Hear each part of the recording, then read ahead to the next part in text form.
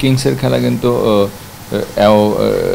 অ্যাও match, তো কিংসকে সিরিয়াতে গিয়ে খেলতে হবে। যদিও আমরা একটা চিঠি দিয়েছি, যেহেতু সিরিয়া একটা যুদ্ধ বিধ্বস্ত দেশ এবং তাদের একটা আশঙ্কা, অঘটনের আশঙ্কা থেকেই থাকে, সেই দৃষ্টিকোণ থেকে আমরা এফসিকে একটা চিঠি দিয়েছি যে ম্যাচটুকু আমাদের ভেন্যুতে করা যায় কিনা।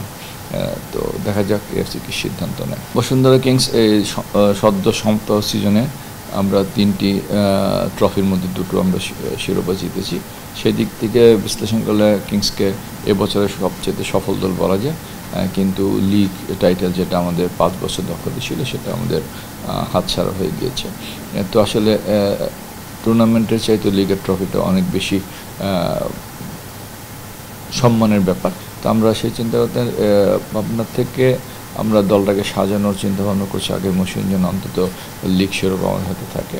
তো আমাদের প্রাথমিক পরিকল্পনা আছে যে স্থানীয় 2-1 প্লেয়ার হয়তো অদল বদল হতে পারে, আর পুরো বিদেশি খেলোয়াড় হয়তো আমাদের পুরোটাই চেঞ্জ হবে। আমরা হেড কোচ যিনি ছিলেন তাকে আর আমরা কন্টিনিউ করছি না।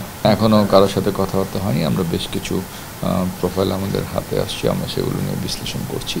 এখনো কোনো চূড়ান্ত সিদ্ধান্ত গ্রহণ করিনি। প্রাণ সসের মাখামাখি টেস্ট নুডলসকে করে তোলে আরো ইয়ামি, আরো জোস।